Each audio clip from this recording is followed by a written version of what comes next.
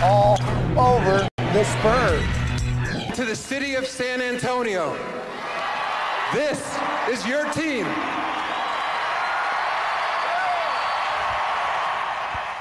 Yeah, what a scene at the AT&T Center. The place was deafening as the Spurs celebrated last season's championship.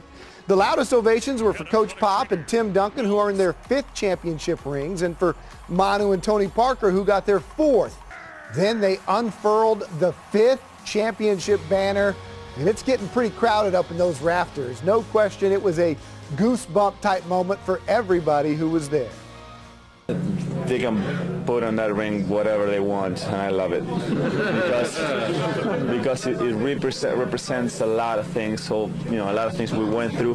This whole championship has been the most emotional for me. It's meant the most. It's been the most special in so many different respects. So to say tonight was the most emotional is easy to say yes to that. All right, so here's a close-up look at the ring itself. This one has some really cool features. It's got the player's name and jersey number on the side. It's over 3 ounces of white gold with over 5 total carats of diamonds. And here's my favorite part. On the other side, the Spurs pounding the rock. Right there, theme. See that? Complete with the hammer splitting a rock and 5 sparks shooting out with the number of diamonds that the individual player has been associated with. So in this case, Tim Duncan's ring, for example, there are 5 diamonds. Every ring has at least 150 diamonds. Oh, but then there was this other little order of business tonight. Oh, yeah, we had to play a basketball game. And these Dallas Mavericks, remember, they were the only team to take the Spurs to 7 games last year. Coach Pop telling Tim Duncan, hey, those rings are cool, but now you have to go play. Tony Parker did just that, TP with the 3 as the Spurs took the early lead. A little later, it's Manu Ginobili. Manu driving to the rack, kicking it out to Danny Green. He hits the 3, and the Spurs are up by 4 after 1. How about that championship ball movement? Well, Manu to Boris to Corey Josephs, another triple.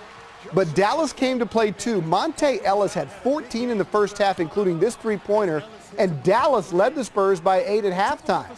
But the Spurs started the half on a 15-2 run. First, Timmy gets the putback and 1. Spurs cut it to 3. Then with the shot clock about to expire, Tony to Manu. Couldn't make one in the preseason, but knocks it down. And then Manu with the step back to end the quarter. The Spurs up by 3 going to the 4th. Manu then starts the 4th quarter with another triple. This was a great basketball game down the stretch. Dallas hanging in there, but look at Manu finding Danny Green in the corner. Spurs up by 7 with 3 minutes to go. But here come the Mavs. Dirk Nowitzki's turnaround jumper gives Dallas the lead. But Tony Parker late, Spurs down, answers. Spurs up by 1 after the 3. Final possession, Dallas down 1. Chandler Parsons for the win. No. And the Spurs hang on 101-100, and they are now 5-0 on ring night. You never know what to expect coming in here. The emotion and energy is going to be high early on, and sometimes that leads to kind of getting outside of yourself and being able to start or play a game the right way. They got a lead early on, but we kind of stuck with it, and just show really good focus here for the first game of the season. All right, so the Spurs have a couple days to get over the emotion of ring night. They then hit the road. They will take on the Phoenix Suns in Phoenix Friday night at 9 o'clock.